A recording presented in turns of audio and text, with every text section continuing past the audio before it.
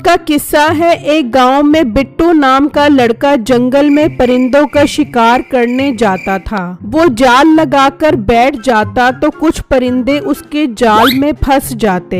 ये क्या, आज तो सिर्फ 2 ही परिंदे जाल में फंसे हैं। चलो इनको ही जाकर बाजार में बेच देता हूँ। फिर बिट्टू वो परिंदे लेकर जंगल से निकल पड़ता है और बाजार में लेकर बैठ जाता है। तो एक ग्राहक वहाँ आता है। भाई ये परिंदा कितने का बेच रहे हो? सर ये मेरे पास 2 ही परिंदे हैं। इन्हें मैं जंगल से बड़ी मुश्किल से शिकार करके लेकर आया हूँ। आप ये दोनों ही खरीद लो, सस्ते दे दूंगा। वो बात तो ठीक है, मैं दोनों ही खरीद लूंगा, लेकिन मेरे पास 200 रुपए ही है। ओ हेलो भाई, ये आपको 200 रुपए वाले परिंदे लग रहे हैं। जाओ जाओ अपना काम करो, मुझे नहीं बेचने आपको। ना बेच, शाम तक भी बैठा रहेगा तो ये परिंदा नहीं बिकने वाला। वो तो मुझे तुझ पर तरस आ गया था कि गरीब है, इसका कुछ भला कर दो। बिट्टू ये बात सुनकर सोचने लगता है, यार अगर शाम तक भी बैठा रहा और ये परिंदे नहीं बिके तो घर खाली हाथ जाना पड़ेगा। नहीं नहीं, मैं इसे इसी कीमत पर बेच देता हूँ। लाओ भाई लाओ, पैसे दो।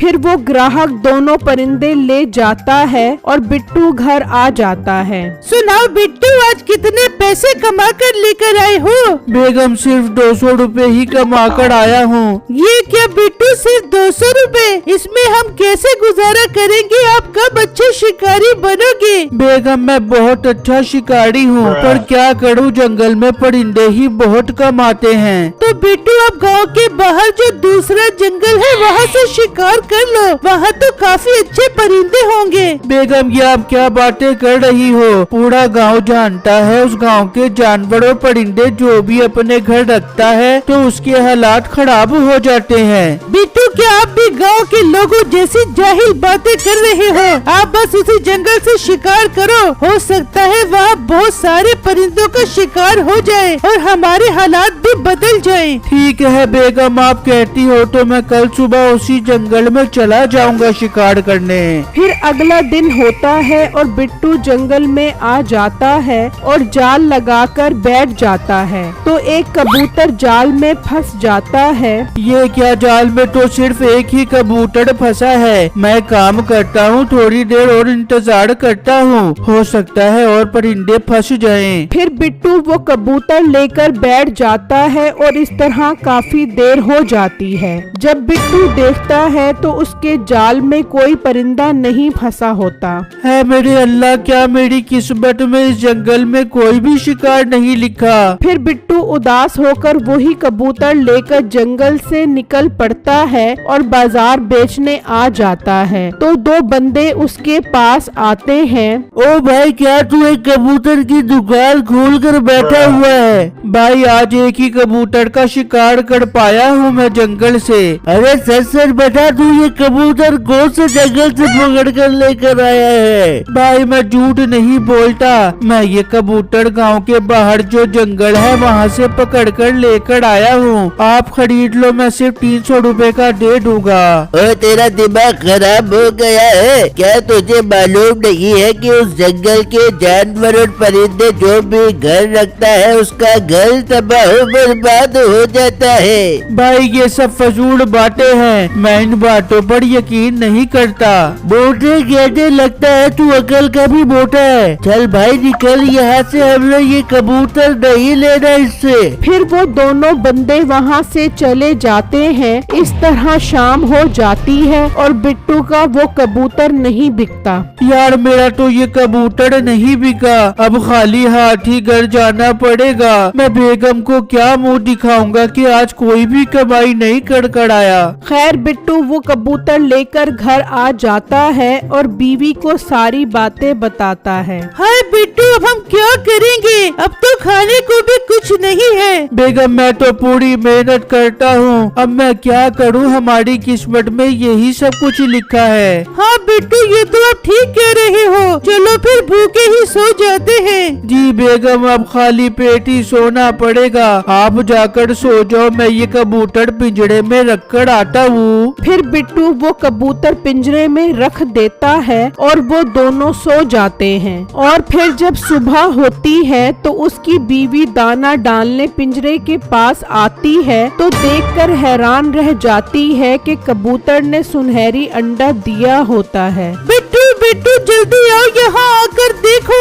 तो बिट्टू भागता हुआ आता है। बिट्टू जी ये देखो, इस कबूतर ने सुनहरी अंडा दिया है। बेगम लगता है अल्लाह ने हमारी सुन ली, अब हमारे दिन भी जरूर बदलेंगे। हाँ बिट्टू, अब हमारे दिन जरूर अच्छे आएंगे। आप एक काम करो, इस अंडे को मीठे भाई को जाकर बेचाओ। उसी गांव में मीठे नाम का लड़का सुनार की दुकान चलाया करता था। छोटे मुझे बहुत सुस्ती हो रही है, जाकर कड़क चाय लेकर आ, वो पीऊंगा तो शायद सुस्ती कम हो जाए। फिर वो लड़का चाय लेने चला जाता है, तभी बिट्टू सुनहरी अंडा लेकर आता है। मीठे भाई मैंने ये सुनहरी अंडा बेचना है। मीठा सुनहरी अंडा देखकर हैरान हो जाता है। बिट्टू ये सुनहरी अंडा तुम्हारे पास कहाँ से आया? मीठे भाई वो सब छोड़ो, कहाँ से आया और कैसे आया, आप ये बताओ कितने रुपए का खरीदोगे ये अंडा? अच्छा बताता हूँ, मैं तुझे इसके 10,000 रुपए दे दूंगा। बिट्टू 10,000 का सुनकर खुश हो जाता है। ठीक है मीठे भाई 10,000 रुपए दे दो। मीठा 10,000 देता है और बिट्टू खुशी खुशी वहाँ से चला जाता है। और मीठा घर आकर नसीबो कैंची को सारी बातें बताता है। मीठे, ये तू कैसी बातें कर रहा है? वो मोटा बिट्टू तो एक मामूली सा शिकारी है, उसके पास सुनहरी अंडा कहाँ से आ गया? ओ मोटी नाक वाली औरत, मुझे क्या मालूम वो अंडा उसके पास कहाँ से आया। हमें तो यही पता लगाना है कि वो ये अंडा कहाँ से लेकर आया है। मिठे, मेरी जान के टोटे, तू परेशान क्यों होता है? मैं उसके घर जाती हूँ और बातों बातों में उसकी बीवी से उगलवाती हूँ कि वो अंडा कहाँ से लेके आया है। हाँ नसीबो, तू जा और पता लगा। वहाँ दूसरी तरफ बिट्टू और उसकी बीवी खुश बैठे होते हैं। बिट्टू, अब तो हम बहुत जल्दी अमीर हो जाएंगे। हाँ बेगम, हमारा ये कबूतर रोज सुनहरी अंडे देगा और हम उसे बेचकर अमीर हो जाएंगे। बिट्टू, कबूतर नहीं कबूतरी है, कबूतर भी भला अंडे देता है क्या? बेगम कबूतर हो या कबूतरी, हमें तो अब रोज सुनहरी अंडे मिलेंगे।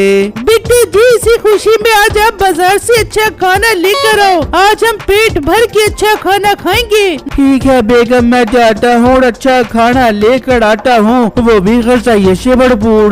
फिर बिट्टू घर से निकलता है तो नसीबो भी आ जाती है। नसीबो बाजी, आपको मेरी याद कैसे आ गई? अरे बहने, हमसाइयों के भी हुकूक होते हैं, उनका हाल पूछते रहना चाहिए। अच्छा बहने, मीठा बता रहा था कि बिट्टू आज उसकी दुकान पे सुनहरी अंडा लेके आया था। वो नसीबो बाजी, बिट्टू जी ने जंगल से कबूतर पकड़ा। नहीं वो नहीं क्या नहीं वो देख, मैं तेरी सगी बहन जैसी हूँ, मुझे तो बताना बहन, मेरे से क्या छुपाएगी तू? फिर बिट्टू की बीवी नसीबो को सारी बातें बता देती है। नसीबो सुनकर हैरान रह जाती है। फिर नसीबो घर आकर मीठे को सारी बातें बताती है। नसीबो, इसका मतलब हमें वो कबूतर चोरी करना पड़ेगा। मिठे, तेरी सोच बहुत छोटी है। अरे पागल, हम उस जंगल में चलते हैं, हो सकता है हमारे हाथ ऐसी चीज लग जाए जो सुनहरी बच्चे देती हो। मोटी नाक वाली औरत, हमने जंगल में क्या संडे का शिकार करना है जो सुनहरी बच्चे देता होगा?